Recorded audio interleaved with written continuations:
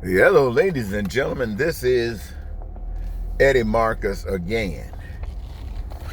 I would like to direct my focus today to a special group.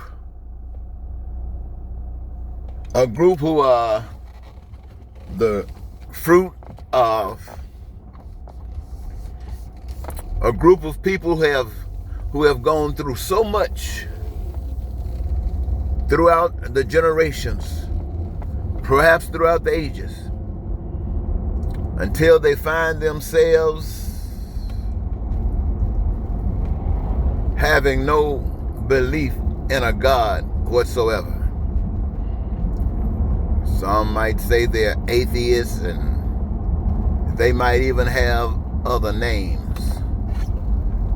But the reality is, to them, there is no God. And some might say, well, then if there is no God, then who or whom or what is their superior power that they honor, that they are loyal to, that they represent? And as we look back throughout our times and times of history, we find that it has many means of expression. Some has to do with kings and queens and pharaohs and Sadducees and popes and you name it, dictators, but never God. And so I decided that it might be good if I could conjure up some spiritual direction, message in relationship to this concern. And so, yes, I'd like to focus this on to those of you who have no belief whatsoever or honor or respect or anything for God, just a figment of others' imagination. I'd like to say to you, thank you so very much for confirming that the hell that we are going through today is not the beginning. And if we don't do the right things, it will not be the end. My focus is on the fact that I would like for everyone, every atheist, everybody that does not believe in God, to look at this, if you will, just for the purpose of this discussion, just for this purpose, that you had all power over your life and your life alone. That in your life you could do any and everything that you wanted. The world was yours. Think about that. You're at ease. You're at peace. Your life is prosperous. You're joyous at what you do. Your dreams are being fulfilled. Think about that. Now, I just got through speaking to, let's say, 100 million of you. And 100 million of you accept what I've just said and give it some practice. 100 million of you. Now think about it like this. Why would you have a reason to dispute, argue with anyone else around you when you're satisfied? Why would you have a reason to be prejudiced, a hater, a bigot? Why would you have a reason to do these kinds of things? Why would you have a reason to lie, to cheat, to steal, to kill? Why? Well, I say this to you, ladies and gentlemen, to say this, that there's a power that you cannot see. I call it spirit, and it's so magnificent, but it is responsible for all existence outside of what we do ourselves with our hands, and even that, till I call it God. So I say, if we allow that spirit to live in each one of us, that frees us up, all of the bondage, everything that has bound us, every education, everything, Not that any of that is wrong, but everything that binds us from the truth is stripped off us. And we are fed with the glorious knowledge of truth. And here we are, ladies and gentlemen. And we find out that life is wonderful. But just think about all of the things that we do, all of the things that we engage ourselves in, all of the things that are important to us.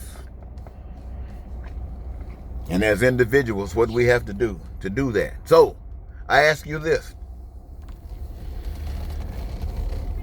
If my expression says to you that you can have every house that you want, every car that you want, anything, you know what I mean, anything. If you can have it.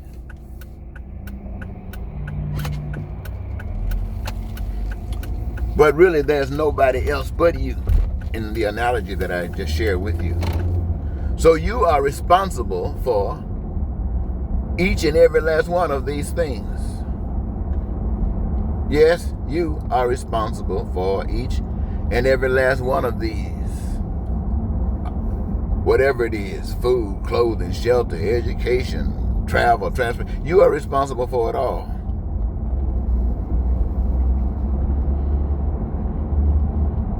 Each of you look around and you see each other, and each of you got various gifts that you show, that you shine, which means they are more important to you, the ones that give you your greatest pleasure. Now you find out if you just apply that great gift that you love, that you really master, and you can pull up all of those other things, but let those be fulfilled by other people who got those gifts. Now, can't you see how much lighter life is? You know, I really don't like what I'm saying here. It kind of borders on maybe like I don't know what I'm talking about.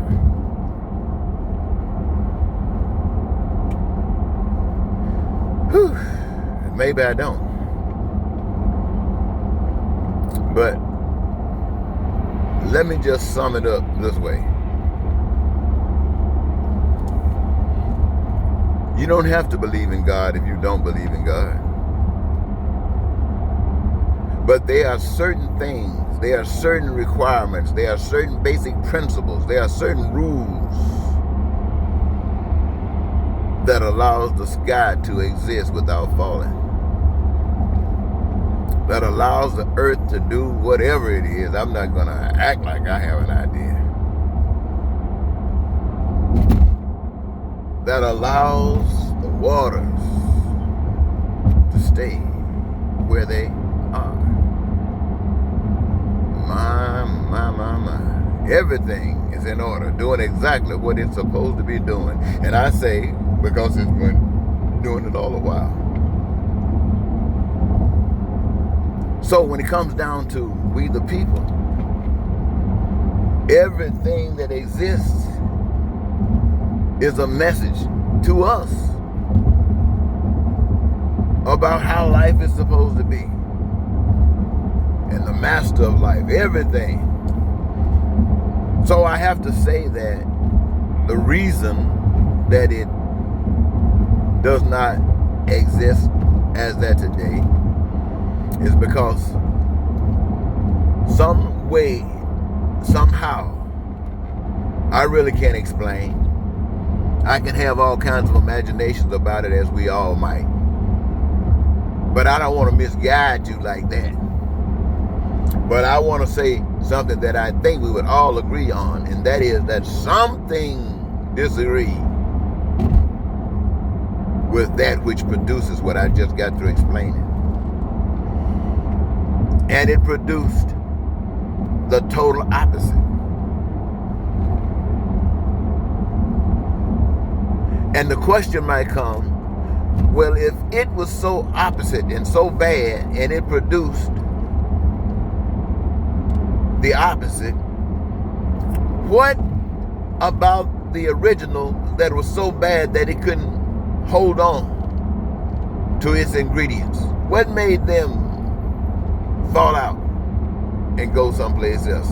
What made them bend to another baker?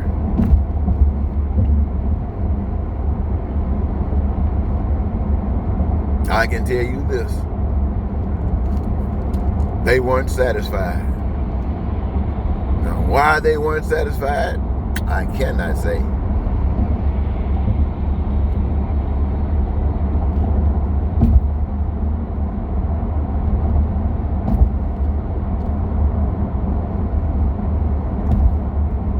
But their end is destruction.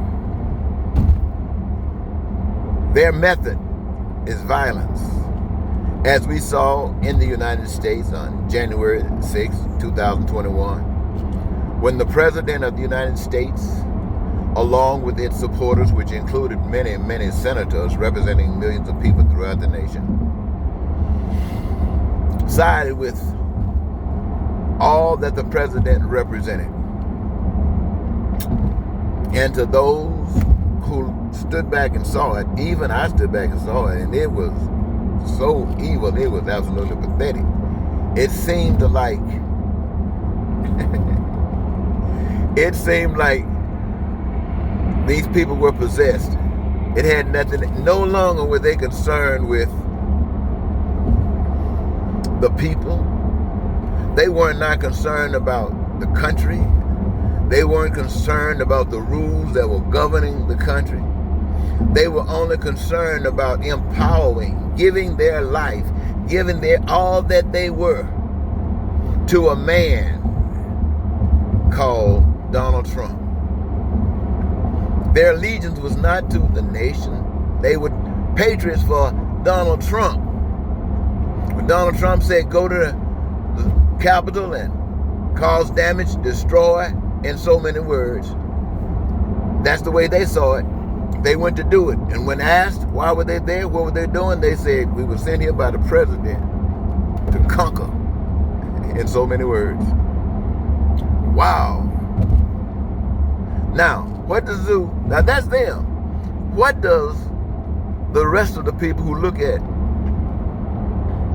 that and see that, what are their conduct supposed to be like, especially if they say they represent something so much better? If they represent what I just explained a little earlier, what's their responsibility supposed to be? Well, some would say, I wouldn't dare to tell you. Each one have to guide themselves according to whatever is guiding them up to this point. It might tell them defend, stand up against any aggression that would destroy you.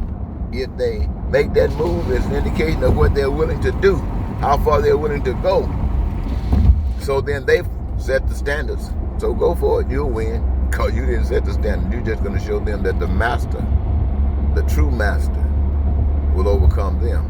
Or you can turn the other cheek, or you can allow them to eliminate you from this hell. If you are satisfied that you have lived the kind of life representative of measures that would permit having given up this life for what is beautiful, that there would be the seed planted at your death, and your resurrection would be, hey, that seed you planted, peace and prosperity and joy in life.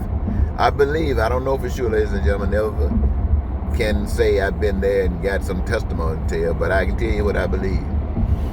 I believe that people who represent the God that I'm speaking about, and I do know that the challenge, the ultimate challenge of whether you are real or not is reflected in your willingness, eagerness, whatever, to lose your life, to make sure that some light is brought to a certain portion of darkness. And that portion that you lose your life for is the portion that God sent you here to do. Now, I believe, having done that, I believe there's a special place set up for people like you. Special place set up for people like you. Somebody say, well, why would he set up a special place for people like you? You've proven yourself. So they might send you right back to some more hells. No, they might have got, don't even say that, because you know that says an awful, sad statement about the rest. That he can't find anybody. He have to keep sending the same. Wake up. Talk to you later.